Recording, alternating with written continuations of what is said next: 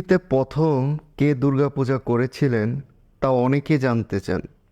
তাই এই প্রসঙ্গে কিছু পৌরাণিক কাহিনী নিম্নে আলোচনা করা হলো।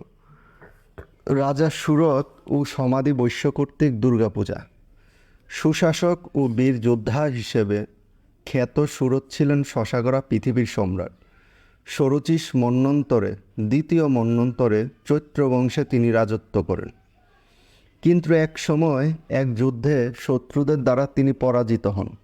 তখন তার দুষ্ট, দুরাশয় ও বলবান আমত্তগণ তার ধন সম্পদ ও সেনাদের দখল করে নেয়।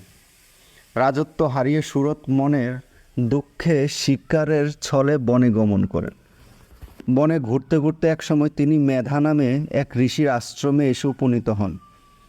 মেধা ঋষি রাজাকে সমাদরপূর্বক তার আশ্রয় দেন, কিন্তু বনে থেকেও তিনি মানসিকভাবে অশান্তিতে ভুগছিলেন।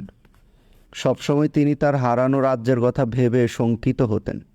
একদিন বনের মধ্যে সমাধি নামে এক বৈশ্যের সঙ্গে তার দেখা হলো।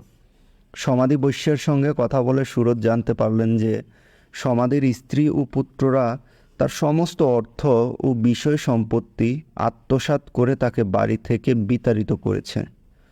কিন্তু তথাপি তিনি সর্বক্ষণ তার স্ত্রী ও পুত্রদের কথা চিন্তা করে শঙ্কিত হন। রাজা সুরত ও বৈশ্য সমাধি উভয়ের মনে প্রশ্ন জাগল, যারা তাদের সব কিছু ছিনিয়ে নিয়েছে তাদের প্রতি কেন তারা এখন আসক্ত হয়ে আছে?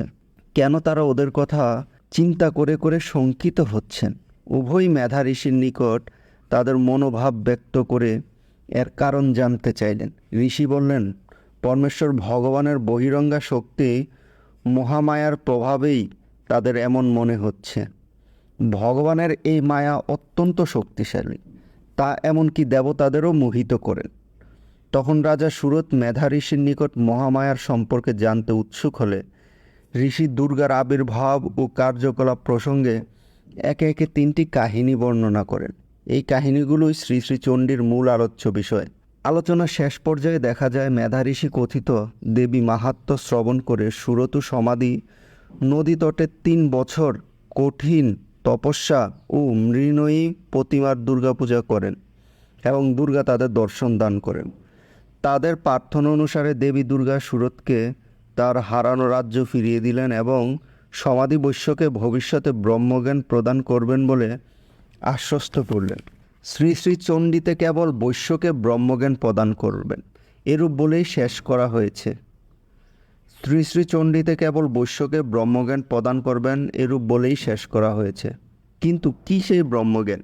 দেবী তাকে কী জ্ঞান প্রদান করলেন এবং সেই জ্ঞানের দ্বারা কিভাবে সমাধি বৈশ্যের মুখ্য লাভ হলো তার বিস্তারিত বর্ণনা নেই। কিন্তু পঞ্চম বেদস্বরূপ অষ্টাদশ পুরাণের অন্যতম ব্রহ্ম বৈবর্ত পুরাণে এই বিষয়ে বিশদ বর্ণনা রয়েছে। ব্রহ্ম বৈবর্ত পুরাণে প্রকৃত খণ্ডের 63তম অধ্যায়ে বলা হয়েছে, দেবী সুরত রাজাকে রাজ্য ফিরিয়ে দিলেন এবং ভবিষ্যতে তাকে মনুত্ব অর্থাৎ সমস্ত জগৎ শাসনের ভার দেওয়া হবে বলে বর দিলেন। কিন্তু সমাধি বৈশ্য ছিলেন প্রকৃত বুদ্ধিমান। তিনি জানতেন যে রাজত্ব ঐশ্বর্য ক্ষণস্থায়ী। তাই কী উপায়ে ভগবত কৃপা লাভ করে জন্ম মৃত্যু চক্র থেকে মুক্ত হওয়া যায় সেই পথ অনুসন্ধান করাই জ্ঞানবান ব্যক্তির কর্তব্য। তাই তিনি ভগবতী দুর্গার কাছে তার জড় বন্ধন মুক্তির সর্বশ্রেষ্ঠ উপায় জানতে চাইলেন। তখন দেবী তাকে বললেন, আমার অভীষ্ট বর দিচ্ছি যাতে তুমি দুর্লভ গোলক ধামে গমন করবে। সর্বশ্রেষ্ঠ যে জ্ঞান দেবর্ষিদিকের অতি দুর্লভ, হে মহাভাগ সেই জ্ঞান গ্রহণ করো। বৎস, বিষ্ণুপদে গমন করো। বিষ্ণুর স্মরণ, বন্দন, ধ্যান, অর্চন, গুণকীর্তন, শ্রবণ, ভাবনা, সেবা ও কৃষ্ণের সমস্ত অর্পণ, এই 9 প্রকার বিষ্ণু ভক্তির লক্ষণ। এর দ্বারা জন্ম মৃত্যু বার্ধক্য রোগ ও যমযাতনার নিবারণ হয়। দেবী আরও বললেন, যে মহাবিষ্ণুর লোমকূপ হতে অসংখ্য ব্রহ্মাণ্ড সৃষ্টি হয়, সে বিরাট পুরুষ পরমাত্মা শ্রীকৃষ্ণের অংশের অংশ। তুমি সেই সর্বসিদ্ধিদাতা পরাৎপর পরমেশ্বর ভগবান শ্রীকৃষ্ণকে ভজনা করো। ঈশ্বর ভিন্ন সকলেই নশ্বর জানবে। হে বৎস, পরাৎপর পরিপূর্ণতম কল্যাণময় শুদ্ধ ভগবান শ্রীকৃষ্ণকে সুখে আরাধনা করো। শ্রীকৃষ্ণের দাস্যপ্রদ কৃষ্ণ এই 2 অক্ষর বিশিষ্ট মন্ত্র গ্রহণ করো ও দুষ্কর পুষ্কর তীর্থে এই মন্ত্র 10 লক্ষবার জপেই তোমার মন্ত্র সিদ্ধি হবে। দেবী ভগবতী রূপ বলে সেখান থেকে অন্তর্হিত হলেন।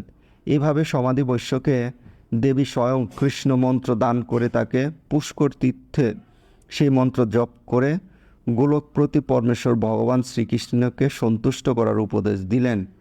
পরবর্তীকালে দেবীর কৃপায় কৃষ্ণ ভক্তি লাভ করে কৃষ্ণের তপস্যা করে বৈশ্য গোলকধাম অর্থাৎ কৃষ্ণলোকে গমন করে কৃষ্ণ দাসত্ব প্রাপ্ত হন। সুতরাং আমরা দেখছি দেবী দুর্গা যে ভক্তের উপর কপট কৃপা করেন, তাকে ধন জন রাজ্য আদি দিয়ে মায়ায় আসক্ত করেন, কিন্তু তিনি যে নিষ্কাম ভক্তের উপর নিষ্কপট কৃপা করেন, তাকে সমাধি বৈশ্যের মতো মায়ার আবরণ মুক্ত করে কৃষ্ণ ভক্তি দান করেন।